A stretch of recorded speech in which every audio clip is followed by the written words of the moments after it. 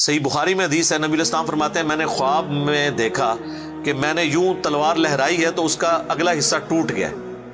تو میں نے اس کی تعبیر کی ہے کہ احد میں ہمیں تکلیف پہنچے گی، اور پھر میں نے دوبارہ تلوار لہرائی تو وہ اپنی اصلی حالت میں واپس آ گئی، تو اس کی تعبیر میں نے کی ہے کہ اس تکلیف کے بعد پھر اللہ تعالیٰ ہمیں راحت دے دے گا۔ ظاہر ہے کہ پھر الٹیمیٹلی شکست جو ہے وہ فتح شکست میں بدلی، اور پھر شکست سے دوبارہ سے سروائیول تو کم از کم ہوگی، اگرچہ کئی انصاری اصحاب جو ہیں وہ شہید ہوئے، مدینے کا کوئی گھر نہیں بچا تھا جس میں میت نہ ہو،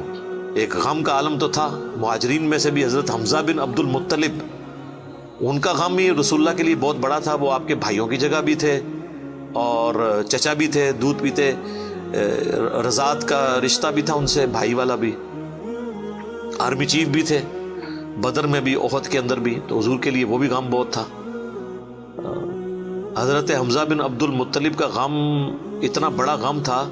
کہ صحیح بخاری میں ایک پورا چیپٹر ہے غزوہ احد کے چیپٹر کے اندر نا، اس کا عنوان ہی ہے حضرت حمزہ بن عبد المطلب کی شہادت، اور اس میں وہ لمبی حدیث ہے وحشی کے بارے میں۔ دو تابعین جو ہے وہ وحشی کو ملنے کے لیے جاتے ہیں، وہ شام میں شفٹ ہو چکے ہوتے ہیں، اور ان سے جا کے حضرت حمزہ کا قتل کے بارے میں پوچھتے ہیں، تو وحشی بتاتے ہیں کہ جی میری یعنی ڈیوٹی لگائی گئی تھی جبیر بن مطعم کی طرف سے۔ خیر وہ جبیر بن مطعم بعد میں وہ بھی مسلمان ہو گئے، وہ بھی صحابی ہیں، اور ہند جو بیوی تھی ابو سفیان کی، اس نے اپنے باپ کا بھائیوں کا بدلہ لینا تھا، تو وہ کہتے ہیں میں ایک پتھر کے پیچھے چھپ گیا اور میں انتظار میں رہا کہ میں موقع ملتے ہی، سامنے آ کے وہ نہیں لڑا، اس نے چھپ کے جو ہے نا وہ نیزے کا وار کیا، اور وہ کہتے ہیں ناف والی جگہ پہ میں نے نیزہ مارا اور وہ آر پار ہو گیا، اس کی وجہ سے حضرت حمزہ کی ڈیتھ ہو گئی۔ اور پھر کہتے ہیں میں جب مسلمانوں کو اللہ نے غلبہ دیا تو میں مکہ بھی چھوڑ کے، یعنی فتح مکہ کے بعد طائف چلا گیا، طائف میں نے سکونت اختیار کر لی، تو بالآخر طائف میں بھی اسلام پہنچ گیا، وہاں کے قبائل نے بھی اسلام قبول کر لیا، چاروں ناچار میرے پاس کوئی حل نہیں تھا، تو مجھے میرے ساتھیوں نے کہا کہ رسول اللہ معاف کرنے والے ہیں، تم حضور کے سامنے پیش ہو، اللہ تعالیٰ تمہاری غلطی معاف کر دے گا، تو میں بھی ان لوگوں کے ساتھ چلا گیا۔ اب وہ نبی علیہ السلام کے سامنے پیش ہوئے، صحیح بخاری کے الفاظ ہیں کہ نبی علیہ السلام نے پوچھا واشی کا یا رسول اللہ، واشی ہوں، قاتل حمزہ کا یا رسول اللہ۔ آپ امیجن کریں، آپ فرمایا کہ واشی تیرا جو یہ عذر ہے میں اس اعتبار سے اسلام قبول کرتا ہوں، لیکن کیا تم یہ کر سکتے ہو کہ مجھے اپنی شکل دوبارہ نہیں دکھانی؟ اچھا یہ حضور کا ہی حوصلہ تھا، ادروائز تو اس کا گاٹا اترنا چاہیے تھا، ٹھیک ہے، کیونکہ اب جب کہ غلبہ اسلام کا ہو گیا اس کے بعد اسلام قبول کرنا، لیکن حضور کی شفقت تھی۔ لوگ اگلے جملے کو تو دیکھتے ہیں کہ حضور نے کہا مجھے شکل نہیں دکھانی، اور وہ یعنی سمجھتے ہیں کہ شاید حضور نے سختی کی ہے یا ایک فنیٹک اپروچ ہے، ایسا نہیں ہے۔ آپ دیکھیں کسی کی جان بخشی ہو گئی ہے، یہ چھوٹی بات ہے۔ تو اس پہ میں اکثر جملہ بولا کرتا ہوں کہ چچا سے زیادہ انسان کو اپنی اولاد سے محبت ہوتی ہے۔ قاتلین حسین جو ہیں، قاتلین حسن ہیں، ان کے ساتھ قیامت کے دن رسول اللہ کا کیا ایٹیچیوڈ ہوگا ایز کمپیئر ٹو قاتلین حمزہ ابن عبد المطلب۔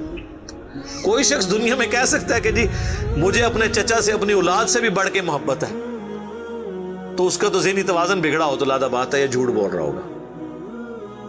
تو یہ کربلا جو ہے یہ کوئی چھوٹی چیز نہیں میرے بھائیوں، اور اس سے یہ بھی پتہ چلا کہ غم کبھی بھی ہلکا نہیں ہوتا۔ فتح مکہ کے بھی بعد کی یہ بات ہے، یعنی حضرت حمزہ کی شہادت کو کم از کم 5 سال تو گزر چکے تھے۔ 3 ہجری میں غزوہ احد ہوئی ہے اور 8 ہجری میں فتح مکہ، اس کے بھی بعد کا واقعہ ہے، یہ 8 کا بھی ہو سکتا ہے 9 کا بھی، چلو کم از کم بھی 5 سال۔ کسی نے حضور کو مشورہ نہیں دیا کہ سوگ تو 3 دن تک ہوتا ہے، لیکن یہ سوگ حمزہ نہیں تھا، یہ غم حمزہ تھا۔ ہم اختلاف کرتے ہیں سوگ حسین سے، غم حسین تو قیامت تک جاری رہے گا، جس میں یہ پیٹنے والا ماتم والا معاملہ نہ ہو، بلکہ حسین علیہ السلام کی اس دعوت کو یاد کیا جائے۔ خیر حضرت وحشی کہتے ہیں، ظاہر ہم تو ان کا احترام سے نام لیں گے، صحابی تو ہیں،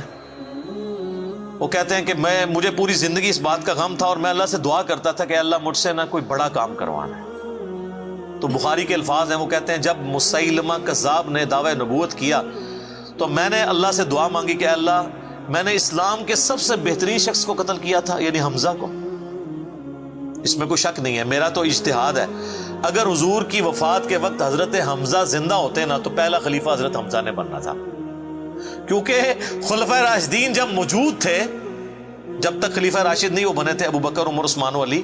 ان کی موجودگی میں بھی حضور نے اپنا آرمی چیف حضرت حمزہ کو بنایا ہوا تھا۔ بدر میں حضرت ابو بکر، عمر، عثمان و علی میں سے تو کوئی نہیں تھا حضور کی طرف سے آرمی چیف، یا حضور ظاہر ہے حضور علیہ السلام کو تو میدان جنگ میں وہ نہیں آنے دیتے تھے، خیمہ پیچھے لگاتے تھے۔ احد میں تو چونکہ کافر آپ کے خیمے تک پہنچ گئے نا، اس لیے پھر آپ کو فرنٹ سے لیڈ کرنا پڑا، ادروائز بدر و احد میں آپ خود آگے جا کے نہیں لڑے۔ اور حنین کے موقع پر بھی 12,000 کا لشکر تھا اور صرف 80 بندے رہ گئے تھے، صحیح بخاری میں آتا ہے 12,000 میں سے، اور حضور اکیلے آگے جا رہے ہیں۔ اور پھر آپ کی دلیری کی وجہ سے آپ نے، بخاری کے الفاظ ہیں، آپ نے زمین سے یوں مٹھی بھری مٹی کی اور یوں کافروں کی طرف بھیجی، اور قرآن میں اس کا ذکر ہے وَمَا رَمَيْتَ إِذْ رَمَيْتَ وَلَكِنَّ اللَّهَ رَمَىٰ، اے نبی جب تم نے وہ کنکریاں پھینکی تھی وہ تم نے تو نہیں پھینکی تھی، وہ تو اللہ نے پھینکی تھی، بس وہ مبارک ہاتھوں کی برکت تھی۔ جب آپ نے یوں مٹی پھینکی تو سامنے جو قبیلہ حوازن کے لوگ جن کے تیروں کا مقابلہ کوئی نہیں کر سکتا تھا، ہر ایک کی آنکھ تک وہ کنکر پہنچا، وہ اندھے ہو گئے، اور حضور فرنٹ سے لیڈ کرتے ہوئے انا النبی لا کذب، میں نبی ہوں اس میں کوئی شک نہیں، میں عبد المطلب کا بیٹا ہوں اس میں کوئی شک نہیں، یہ آپ علیہ السلام یہ اشعار پڑھتے ہوئے آگے گئے۔ تو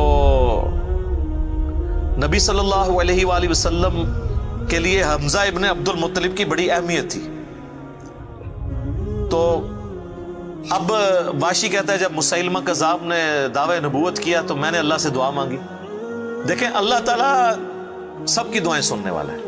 اور میں نے کہا یا اللہ مجھے موقع دے، میں اسلام کے بہترین شخص کو میں نے قتل کیا ہے تو میں اسلام کے بدترین دشمن کو بھی میں ہی قتل کروں۔ دیکھیں اسلام کا بدترین دشمن وہی ہو سکتا ہے نا جس نے دعوی نبوت کیا ہو اور مسلمانوں کی جمعیت توڑ دی ہو اس وقت میں جب حضور کی ڈیتھ ہو چکی ہے، لیڈر جا چکا ہے، اور پیچھے مینجمنٹ کو کمزور کرنے والی بات ہے ہزاروں لوگوں کا مرتد ہو جانا۔ تو وہ کہتے ہیں کہ میں جب جنگ یمامہ کے لیے ندا کی گئی تو میں بھی اس لشکر میں شامل ہوا، اور میں نے اپنے وہی نیزہ جس سے حضرت حمزہ کو مارا تھا، سر عمر سیریز میں انہوں نے یہ سین فلمائے ہیں، وہ نکالا اور اللہ سے مانگا، اور کہتے ہیں میں نے دیکھا کہ وہ گھنگریالے بالوں والا جو ہے وہ اونٹ کی رنگت کا اس کا جسم وہ دیوار کے ساتھ ٹیک لگائے ہوئے کھڑا ہے۔ تو میں نے پوچھا کہ وہ مسیلمہ کذاب کون سا ہے، تو انہوں نے بتایا یہ ہے۔ انہوں نے دور سے اس کو مارا، ان کا نشانہ تو بڑا زبردست تھا، تو وہ مارا گیا اور گر پڑا زمین کے اوپر اس نیزے کے وار سے۔ پھر ایک انصاری صحابی نے آگے بڑھ کے اس کی گردن کاٹ دی۔ تو پھر وہ کہتے تھے کہ مجھے اللہ سے امید ہے کہ اللہ تعالیٰ اس نیکی کی برکت سے میری وہ غلطی معاف کر دے گا۔ ٹھیک ہے، ویسے تو اسلام لانے کی غلطی معاف کر دیتا ہے، صحیح مسلم میں حدیث ہے کہ ایمان لانا پچھلے کے گناہوں کو معاف کر دیتا ہے، لیکن سر کچھ گناہ بہت بڑے لیول کے ہوتے ہیں، اس کے لیے بہت بڑے لیول کی نیکی چاہیے ہوتی ہے اس کی کمپنسیشن کے لیے، چونکہ حضور بھی تو اس اعتبار سے تو حضرت واشی حضور کے سامنے نہیں آتے تھے نا۔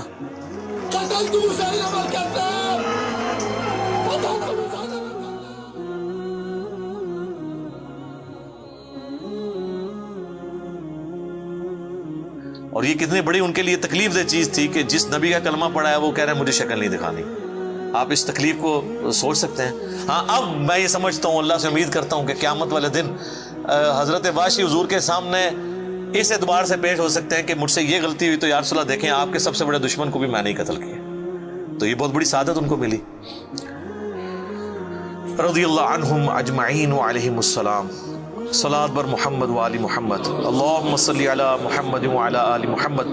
واصحابہ اجمعین الی یوم الدین۔